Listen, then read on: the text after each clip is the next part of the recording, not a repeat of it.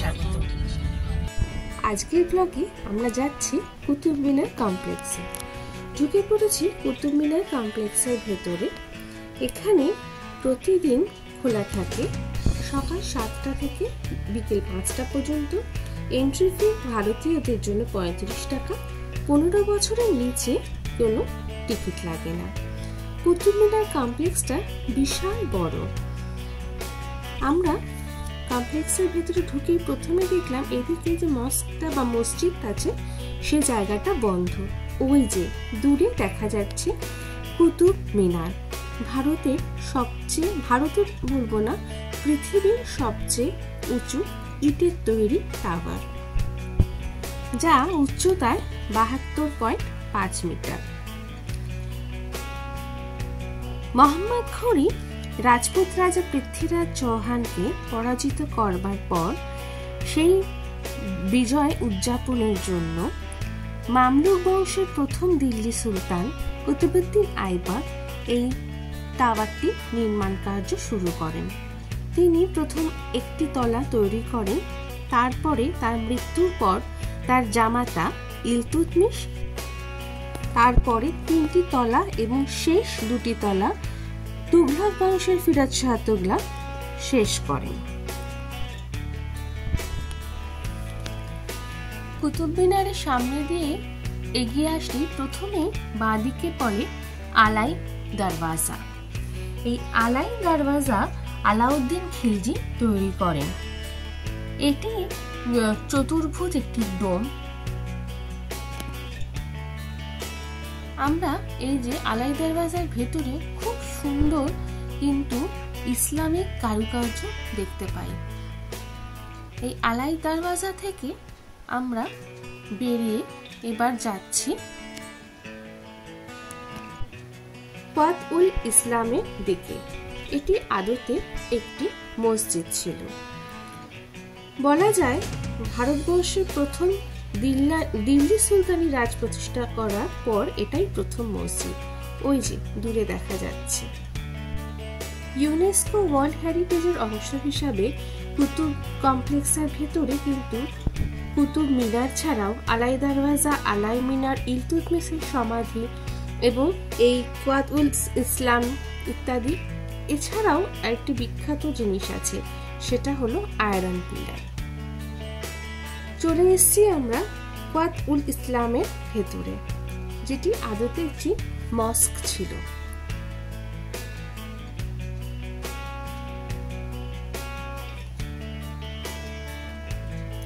আর তার ঠিক সামনেই রয়েছে এই যে আয়রন পিলার। 7.21 মিটার লম্বা বা উচ্চতায় এই পিলারটি তৈরি হয় দ্বিতীয় চন্দ্রগুপ্ত বিক্রমাদিত্যের আমলে এবং সেটি উদয়গিরিতে বিষ্ণু মন্দিরের সামনে স্থাপিত হয়। পরবর্তীকালে অনঙ্গপাল এটি এই বর্তমান জায়গায় নিয়ে আসে। আমরা এই যে দেখতে পাচ্ছি কোয়াত উল ইসলাম, এইটি কিন্তু কথিত আছে যে 27টি মন্দির ধ্বংস করে এটি তৈরি হয়েছিল। আর এখান থেকে কুতুব মিনারটাকে কি অসাধারণ লাগছে একবার দেখুন।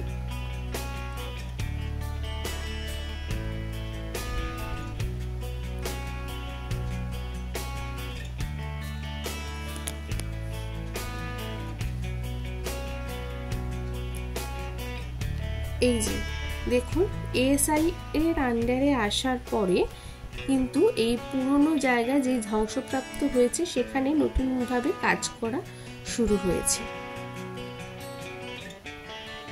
আর এই দিকে দেখছেন, এইখানে কিন্তু পুরনো হিন্দু স্থাপত্যের কারুকার্য দেখতে পাবেন।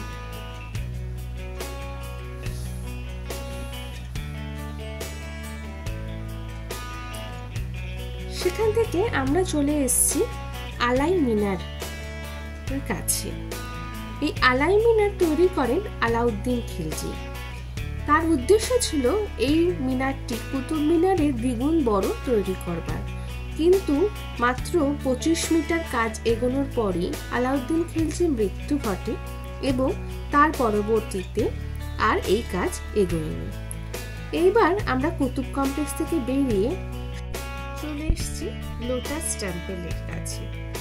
এই লোটাস টেম্পলটি মূলত একটা বাহাই উপাসনালয়। সোমবার বাদে প্রতিদিনই খোলা থাকে, যদিও এই টেম্পলের ভেতরে আমরা আজকে ঢুকবো না এবং টেম্পলের ভেতরে ভিডিও অ্যালাউ নয়, কিন্তু বিশাল অঞ্চল নিয়ে এই টেম্পলটা। সকাল 9টা থেকে বিকেল 5:30 পর্যন্ত এই টেম্পল খোলা থাকে সোমবার বাদে। এই মুহূর্তে আমরা এসেছি হুমায়ুন টোম্বে, সামনে টিকিট কাউন্টার। চলুন ঢুকি এবার হুমায়ুন টোম্ব। 1560 সালে মুঘল সম্রাট হুমায়ুনের স্ত্রী হামিদা বানু বেগম এই টোম্বটি তৈরি করান। মূলত পার্সিয়ান ও ভারতীয় স্থাপত্যের শৈলী এখানে দেখতে পাওয়া যায়। ঢুকে পড়ছি আমরা হুমায়ুন টোম্বের ভেতরে।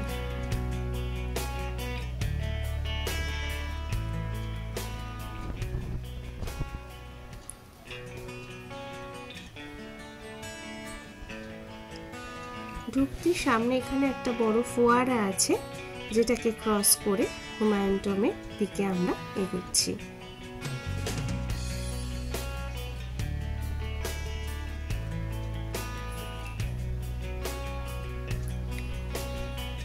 গাড়ি ছাড়া যদি আপনারা মেট্রো করে আসতে চান, তাহলে জোরবাগ স্টেশনটা পড়বে হুমায়ুন টোম্বের একদম কাছাকাছি।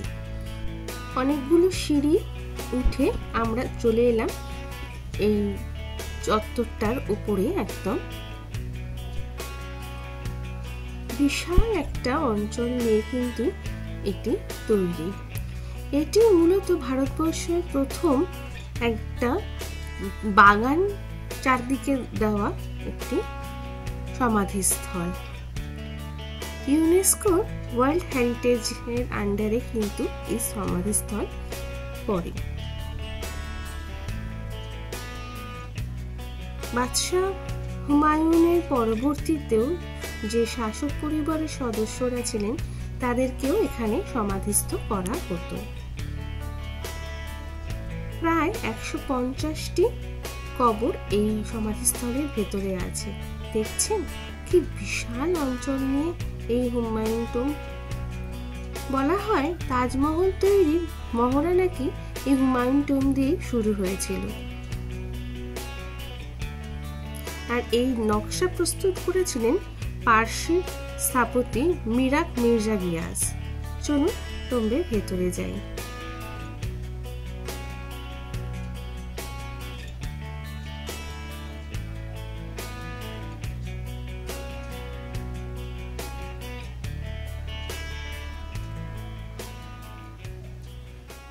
বেরিয়ে পড়েছি হুমায়ুন টোম্ব থেকে। এই মুহূর্তে আমরা রয়েছি একদম ইন্ডিয়া গেটের কাছে। ইন্ডিয়া গেটের সামনে যেখানে স্ট্যান্ডটা আছে, সেখানে গাড়ি ছেড়ে দিয়ে আমরা হেঁটে চলে এসেছি। এই যে দেখুন, এখনো দিনের আলোয় ইন্ডিয়া গেট দেখা যাচ্ছে। আর উল্টো দিকে এই পাশে হচ্ছে রাজপথ। একটা অটো ভাড়া করে আমরা এগিয়ে চলেছি এই রাজপথের চারদিকটা দেখতে।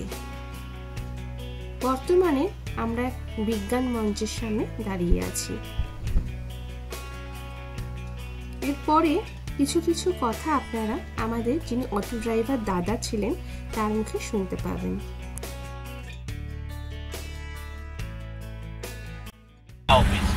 यहाँ से आपको सेंट्रल क्यों है यहाँ पर ब्लॉक हुआ, हाँ यहाँ तक साउथ एवेन्यू बोलते हैं। इसके आगे जो है वो साउथ ब्लॉक है। इसके बगल वाला जो पार्क है ना मैम, उस पार्क में थोड़ा 10 मीटर पीछे जाए। পিএমও অফিসের সামনে এই মুহূর্তে আমরা রয়েছি।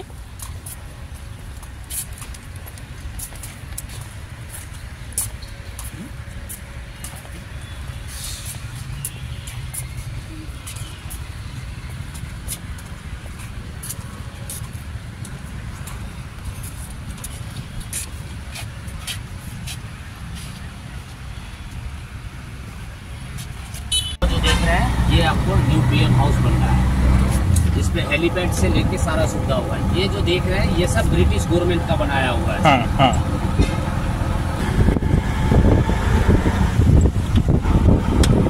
मोदी जी और राजनाथ सिंह, इसको बोलते हैं साउथ ब्लॉक से। ये आ गए रैसीना हिल पे, रैसीना हिल विजय चौक, जहाँ से 26 जनवरी का कार्यक्रम आयोजन किया जाता है। वो हुआ गृह मंत्रालय, पीएमओ के सामने जो देख रहे हैं उसको नॉर्थ ब्लॉक बोलते हैं सर। नॉर्थ ब्लॉक में आपको गृह मंत्रालय और फाइनेंस मिनिस्ट्री निर्मला सीतारमन जी का, और ये हुआ ओल्ड पार्लियामेंट, और ये हुआ सर न्यू पार्लियामेंट। ठीक है सर, न्यू पार्लियामेंट बन रहा है? नहीं, संसद चल रहा है सर।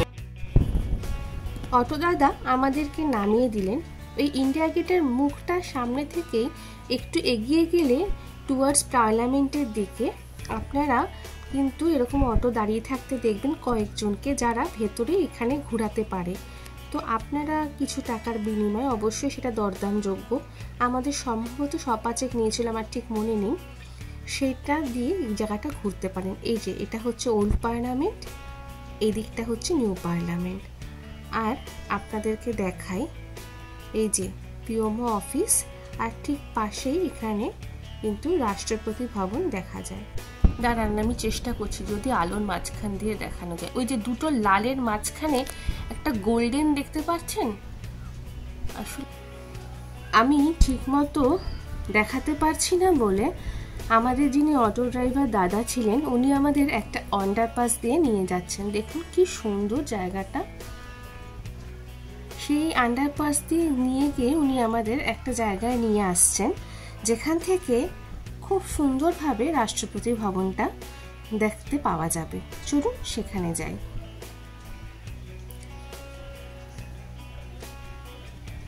আমাদের আরো খানিকটা জায়গা এগিয়ে দাদা আমাদের নিয়ে আসলেন। এবার এইখানে কতগুলো রেলগার্ড দেওয়া আছে, তার সামনে আমরা চলে যাচ্ছি যাতে আমরা সঠিকভাবে আপনাদেরকেও দেখাতে পারি রাষ্ট্রপতি ভবনটা। এই যে আশা করি এবার দেখতে পাচ্ছেন বিভিন্ন রং বেরঙের আলোর মাঝখানে এই যে গোল্ডেন কালারে দেখা যাচ্ছে, এটাই হলো রাষ্ট্রপতি ভবন। এই জায়গাটাতে খুব স্বাভাবিকভাবেই অনেকটা দূর পর্যন্ত সিকিউরিটি আছে এবং এখানে মোটামুটি যারা কাজ করেন তারাই এখান দিয়ে যাতায়াত করতে পারেন। দেখুন পুরো রেলগার্ড দিয়ে আটকানো। এই রাস্তাটা সর্বজনের জন্য খোলা। চলুন এখান থেকে আমরা এবার বেরিয়ে ইন্ডিয়া গেটের দিকে যাই। আরেকবার দেখে নিন রাষ্ট্রপতি ভবন, parliament, old parliament, new parliament, পুরো এরিয়াটা একবার ঘুরে আপনাদের দেখিয়ে দিলাম। ইন্ডিয়া গেটের দিকে এটা হচ্ছে ফেরার সময় আমাদের দাদা দেখালেন যে নিউ পার্লামেন্টে এন্ট্রি গেট, কিন্তু মাঝখানে এখানে একবার হামলার খবর আসার জন্য সামনেটায় আর যেতে দেওয়া হয় না। চলে এসেছি রাতের ইন্ডিয়া গেট দেখতে। এই জায়গাটা খুব সুন্দর। আমাদের কলকাতার যেমন আমরা গড়ের মাঠে যাই না, চারদিকে প্রচুর লোক আছে মাঠের মধ্যে, ঠিক সেরকম একটা ভাইবস কিন্তু আমি পেলাম। এই আন্ডারপাসটা দিয়ে আমরা ইন্ডিয়া গেটের একদম সামনের জায়গাটায় উঠব। চলুন সেখানে। আজকে পূর্ণিমা বলে কি সুন্দর চাঁদটা দেখা যাচ্ছে। অনেকটা আন্ডারপাস দিয়ে হেঁটে চলে এসেছি ইন্ডিয়া গেটের একদম সামনে। প্রথম বিশ্বযুদ্ধে ও তৃতীয় অ্যাংলো আফগান যুদ্ধের যে অসংখ্য ভারতীয় সেনানী প্রায় 70,000-এর মতো মৃত্যুবরণ করেছিলেন, সেই শহীদদের স্মৃতির উদ্দেশ্যে এই ইন্ডিয়া গেট নির্মিত হচ্ছে। দেখছেন আমার জওয়ান জ্যোতি। 1971 সালে ভারত পাক যুদ্ধের সময় যে অসংখ্য সৈন্য মারা গেছিলেন তাদের উদ্দেশ্যে শ্রদ্ধা জানাতে এই আমার জওয়ান জ্যোতি নির্মাণ হয়। আমরা এখন চলেছি ঠিক ইন্ডিয়া গেটের চারপাশটা দিয়ে হেঁটে দেখতে। এই ইন্ডিয়া গেটের উচ্চতা 42 মিটার। আর যদি কেউ এর মেট্রো স্টেশনটা জানতে চান তাদের বলবো সেন্ট্রাল সেক্রেটারিয়েট হচ্ছে মেট্রো স্টেশনটা হচ্ছে এই ইন্ডিয়া গেটের নিয়ারেস্ট মেট্রো স্টেশন। আমরা এখন ঠিক ইন্ডিয়া গেটের পেছন দিকটাতে দাঁড়িয়ে রয়েছি।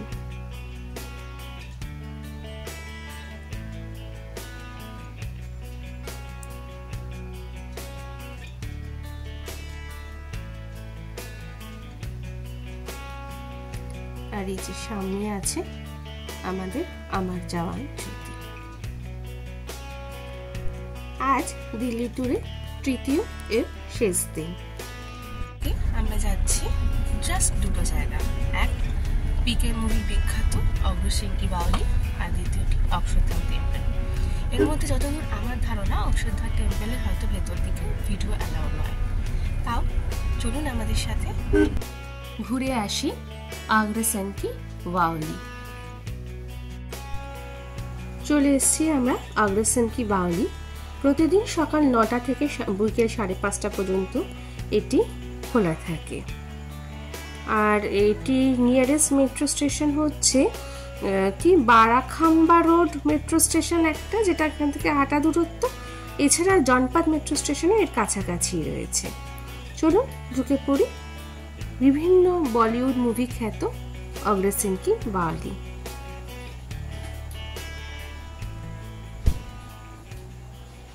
60 মিটার লম্বা এবং 15 মিটার চওড়া এটি একটি স্টেপওয়েল, যা মহারাজা অগ্রসেনের সময়কালে ওয়াটার রিজার্ভার হিসাবে ব্যবহৃত হতো।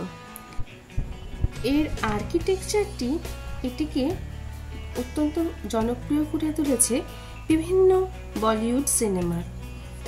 পিকে, সুলতান, কভি অলবিদা না কেহনা, বিভিন্ন ধরনের সিনেমা কিন্তু এই বাউলিতে শুটিং হয়েছে। তবে একটা মজার বিষয় হলো লোকাল মানুষের কাছে কিন্তু এটা একটা ভুতুড়ে জায়গা। 1958 সালে এই বাউলিটি গঠিত হয়েছিল, কিন্তু বর্তমানে এটি এএসআই এর আন্ডারে আছে। দেখুন সামনে একটা বিশাল চাতালও রয়েছে।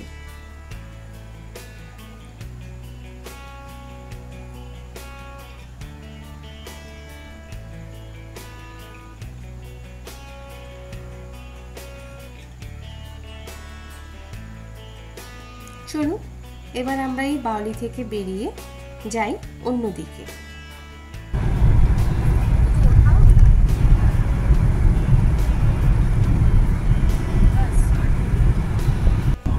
চলেছি অক্ষরধাম টেম্পলের উদ্দেশ্যে।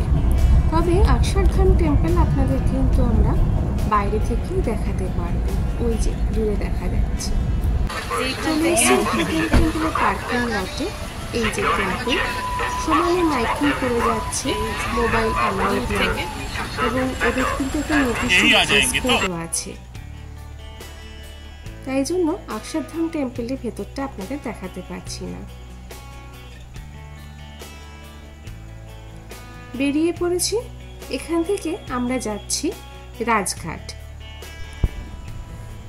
প্রতিদিন সকাল 6টা থেকে বিকেল 6:30 পর্যন্ত রাজঘাট খোলা থাকে।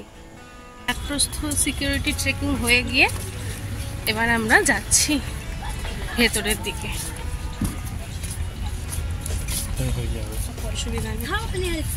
বিশাল বড় একটা অঞ্চল জুড়ে এই রাজঘাটের বাগান, যার মাঝখানে মহাত্মা গান্ধীর সমাধিস্থল।